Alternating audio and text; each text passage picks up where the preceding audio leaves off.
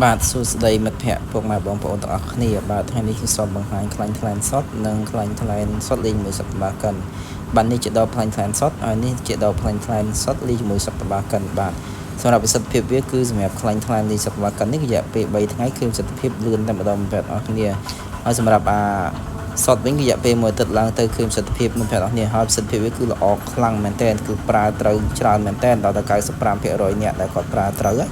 ចឹងគឺការប្រើប្រាស់គឺអ្នកខ្លះប្រើត្រូវខ្លាំងត្រូវមធ្យមនិងត្រូវតែទួយតាមសុខភាពរាងកាយរបស់គាត់ផ្សេងគ្នាបាទចឹងគឺការប្រើគឺវាអត់ស្មើភាពគ្នាទេមានអ្នកត្រូវខ្លាំងត្រូវមធ្យមនិងត្រូវតិចតួចបាទហើយនេះជាមេថ្នាំធម្មជាតិតែម្ដងណាគឺយើងរកដល់ខ្លួនឯងចម្រាញ់ដល់ខ្លួនឯងធ្វើដល់ខ្លួនឯងផ្ទាល់ដៃតែម្ដងជារបស់ខ្មែរពិត